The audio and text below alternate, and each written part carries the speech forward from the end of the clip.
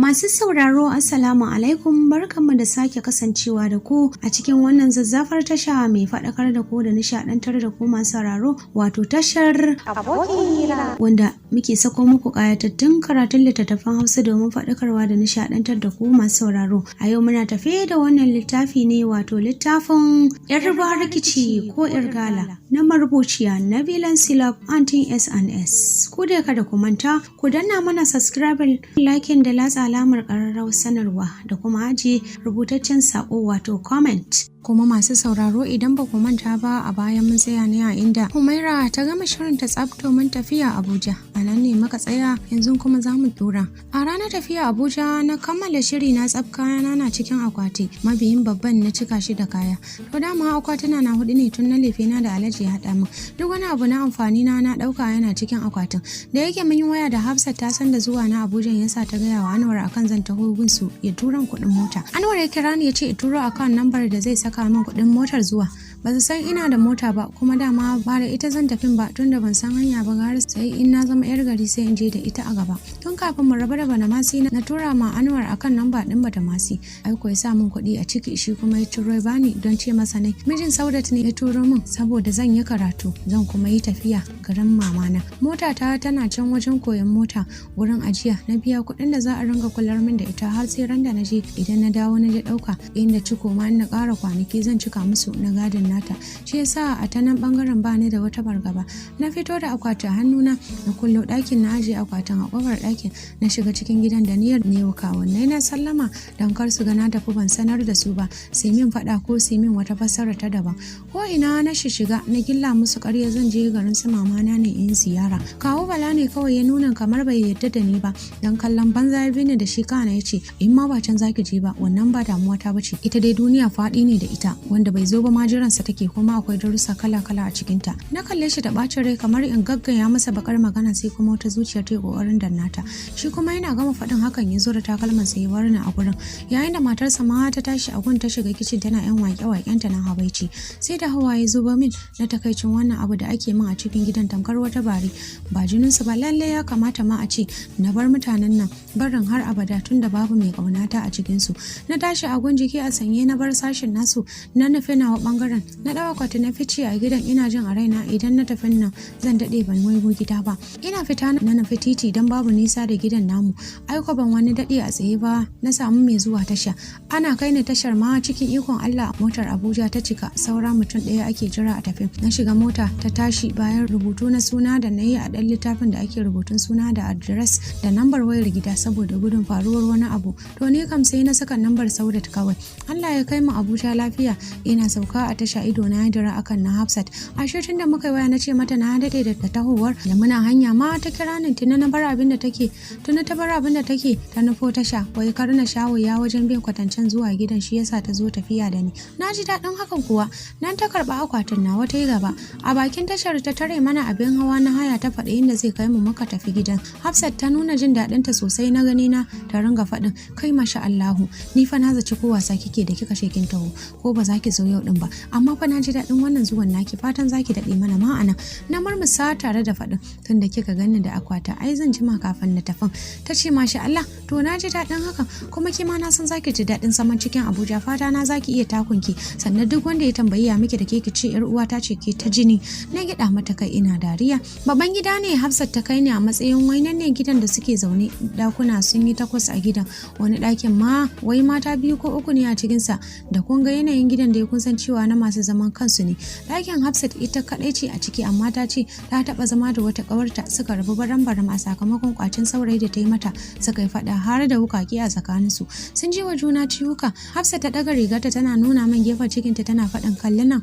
gun kiga taban nan na faɗin da muka yi nifa. Yankata ta yi agun, kin ga ya warke ko? Ta ƙarasa faɗin hakan tana dariya. Na jinjina kai ina mamaki, na ce tab, to ki me kika yi mata na tabo a rayuwa? Hafsat ta ce ai gara ni a gefen ciki ta yi min, amma ni fa a fuska ne mata, na lahamta mata rayuwa, har yanzu tana nan ba ta iya yawo to ko mashinshinin bata da shi dan na yanke ta da yawa a fuska har hancinta ya taba ga idan ta yi taruwa jini baki ganta ba duk ta muni amma a da tana takama da kyau da tafi wasu da yawa a cikin gidan nan da hakan ma fa ta rudi saurayin nawa ta ringa yaudararsa suka ci amana ta kuma ma abin haushi akan gadon dandan tsafar shedanci da jahilci suke ma sha'a ni kuwa ne maganin su nace da ita to shi me kika yi masa kuma Hafsa ta gyara zama ta ce ai shi ban sake saurarar sa ba amma nayi maganin sa dan malami na saka yi masa aiki mai mukulli na kama haɓata da mamaki ina faɗin to fa menene mai mukulli kuma Hafsa ta ce ana tsoron wannan aiki na mai mukulli saboda yin aka yi wa namiji an raba shi da aikata komai na kwanciya da mace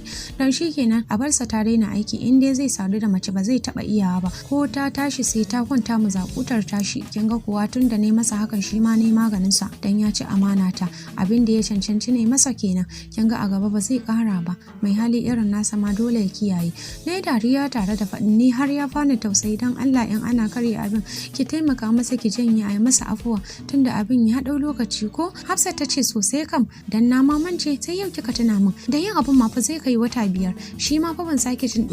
duriyarsa ba ita ce dai nake jin labarin da tana gidan wata kawarta ta ki koma garin su nace tabbija lalle ta boki bala'i ne Hafsat dariya ta ce ai kan bani da daɗi sista saboda a duniya cin amana kawai na tsana banda shi babu abin da zaka yi min na kula ka wallahi bare ma in iya illata ka sai dai in an yi min haka nace lalle to Allah ya sa mu dace tace amin nan da zuwa dare zaki ga Anwar ya zo dan haka tashi ki je ki wanka dan ki ji kwarin jikinki sai ki ci abinci ki kwanta ki bacci ko ki huta kafin dare ki tsala kwalliyar firgita shi na dariya na ce mata ai tun da ya san fuskata ya sanya nake ba zai wani firgita ba in ya ganni Hafsa ta ce to ai kuma kin gara kyau da kiba daga lokacin da muka gankin nan zuwa yanzu na gida kai tare da faɗin kin san zaman gida ba fita nake ba sannan hankali na a kwance ki ta ce haka ne a nan ma sai hankalinki ya fi kwanciya ke dai fata nake zama yar hannu ki kwantar da hankalinki ki damke Anwar hannu bibi saboda yaro da kuɗi ne bai da wasu shekaru masu mugun yawa kawai girman jiki ne tunda yana samun kulawar iyaye saboda shi kadai kwal gare su ga sa masu kuɗi shi yasa suka sakar masa ragamar komai yake shanawarsa babu kwaba babu takura ni dai fata na ki ci arziki inda dama ma ku yi aure da shi na tare numfashinta da faɗin ke ni fa ina da kishi kada na fara soyayya da shi in ga yana tare da wata to fa barin shi zan yi dan bana zafafawa Hafsa ta dariya ta ce shakura miki Anwar gentle ne baya kula mata ba ruwan shi da matan barikin nan dan duk harinsa akan shi sai dai su haƙura baya kallon su bare kula su gaisuwar su ma baya amsawa sai ya ga dama da yake duk zuwan da abokinsa saurayin nawa zai yi tare suke zuwa sai dai in Anwar baya kasar ne shine zan jima ban gansa ba na ce da Hafsa to bai da mata ne Hafsa ta ce ba shi da mata mana yaro da kuɗi fa na ce miki saurayi ne na wage da kai ina tuno kyau irin na Anwar da kuɗi a ce bai da mata bai da budurwa to me yasa da dare ina kwanciya akan gadon ina ta gema wayata dama mun yi waya da Anwar ya ce zai zo bayan salar isha'i Hafsat bata nan ta tafi inda suke rawar galar su wato gidan wasa da a barin ni kadai banda ina da babbar waya da tuni ma nayi bacci na amma ba a can cikin raina ina dauke da son ganin Anwar ni ma saboda zuciyata na kaunar sa saboda ta ko ina yayi a rayuwa ga kyau ga tsara mace ga kalaman love ga kuma masu gidan rana sannan ga iya daukar wanka abin da ba a cewa komai sai san barka ina jiyo hayaniyar cikin gidan ta dallafa saboda dama Hafsat ta ce duk mazauna gidan suna fita gidan da suke rawar gala wato gidan wasa don samun kuɗi ko da zan ji tsit din tokar na damu zan saba yan waɗanda ma ba su tafin ba bakin su maza suka kawo cikin gidan shi yasa nake jin maganganun su sama sama ina nan kwance sai jin kokin mota a waje ne sannan sai ga kiran Anwar ya shigo wayar tawa gabana sai da ya faɗi haka kurum to yanzu kenan cikin gidan zai shigo har cikin ɗakin ko ni zan fita na tarar da shi na tambayi zuciyata wanda ban nemo amsar tambayar ba har kiran ya katse gabana ne ya faɗi jin Anwar na sanar min cewar wai gashi nan ya shigo cikin gidan zai shigo ɗakin ma ban iya bashi amsa ba don takaici duk da dai a shirye na nake tsaf amma ji na nake yi wani bambara kwai tunda ban taba kadaita da namiji ba sai yau banda mijina na baya dai duk ɗaukin da nake yi na son ganin Anwar amma sai jiki na yi sanyi saboda sanin in dai namiji da mace suka kadaita su biyu jal a ɗaki ko a wani guri to na ukun su dai shedan ne aiko dai abin da nake tsoron shi ya aku a ranar domin Anwar da ya shigo ɗakin runguma ta yi fara yi yana aika min sakon kes wai shine nuna mai misin da yana zuba ba min kalaman soyayya masu kashe jiki ni kam na kasa maida masa martani tunda ba sabo na yi da hakan ba har har sai da shi da kansa ya bi ni da kallo yana faɗin komi lafiyar ki kalau kuwa na ganki wani iri haka ko akwai wani abun ne. Na girgiza kaina kawai na kasa cewa komai. Anwar ya ce to a in babu komai ba za ki min haka ba, kwata kin isa kin jiki da ni tamkar wanda ne miki wani laifi ko kina tsoro na ne. Take baki na sibice ban san ma na furta masa ba, sai da ya murmushi kana ya ce to ki saki jikinki da ni ki daina tsoron, ba zan yi abin da kike tunani ba har sai kin bani izinin sanin ki yaya mace, amma dai jikinki ba za ki min wagi da shi ba dan tabbas son da nake miki ba zai bar ni na kasa jin dumin jikinki a koyaushe ba wallahi. Na murmusa kawai ina kallon kwayar idanunsa dan gaskata abin da ya faɗa, saboda in dai kuwa za mu yi soyayya zalla babu kusanta to da ya burge ni ya faranta min rai kam.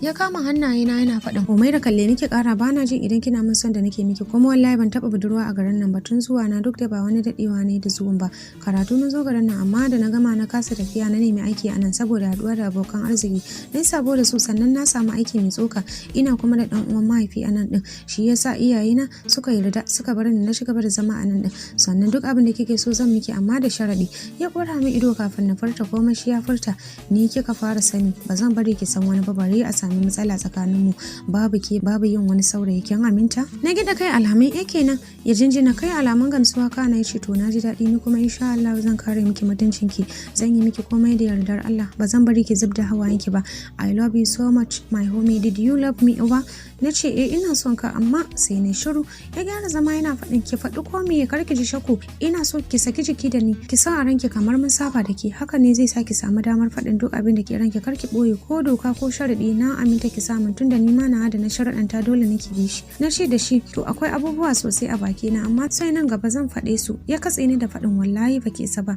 a yau zaki faɗa ko ɗaya sai kin magantu akan sa tunda kin ce akwai su da yawa. Na gyara zama na ce kana da aure ne? Ya ce min ban taɓa yi ba. Na ce to ni na taɓa yi kuma ka ganni na, ni maraini ya ce ba uwa ba uba, kawunnai na suna saka ido a kaina sosai, yanzu ma a matsayin gun dangin mahaifiyata na tafi nake, kaga kenan ban zo dai in zauna a garin nan ba dindindin, zan koma dole in yi so gaba in sake dawowa. Abu ɗaya da zan fara faɗa ko in ce tambayar kashin zaka iya aure na alhalin na taɓa yin aure? Anwar ya murmushi ya ce yes zan iya auren ki dan kin taɓa aure, wannan ba wani matsala bane, iyayena ba su da matsala akan wannan saboda suna da sani akan haka, sannan ina da rufin asiri su ma hakan babu mai hana ni kuma suna so na, kuma ki sani aure fa nufin Allah ne, in dai ki abokiyar zama na ce zan aure ki in Allah ya hukunta ki zama uwar ƴaƴana, amma zuwa gida kam sai in kin dade zaki tafi ba dai da wuri ba, amma kuma in kin tafi ma ba zan iya jure ki dade kafin ki dawo ba gaskiya. Na yi dariya na ce kana da abin dariya Anwar, sai ka ce wanda na zo zama aure ake gindaya min sharaɗin tafiya gidanmu? Shi ma Anwar dariyar yayi kawai bai sake cewa komai ba, sai janyo ni da ya jikinsa yana shafo min kirjina inda na ga dama a nan hankalinsa ya fi tafiya. To masu sauraro bara mu dakata a nan, sai idan Allah ya kai mu gaba za mu dora daga inda muka tsaya a cikin wannan zazzafin littafi mai faɗakar da ku da nishaɗantar da ku, wato littafin Yarba rikici ko Irkala. A cikin wannan zazzafar tasha mai farin jini da kuma kawo muku ƙayatattun karatu don faɗakarwa da nishaɗantarwa, wato tashar Abokin Hira. Ku dai kada ku manta mana masu ƙara muku tuni da ku danna subscribing, liking da kuma ajiye comment wato rubutaccen saƙo. Sai kun ji mu. Mun gode.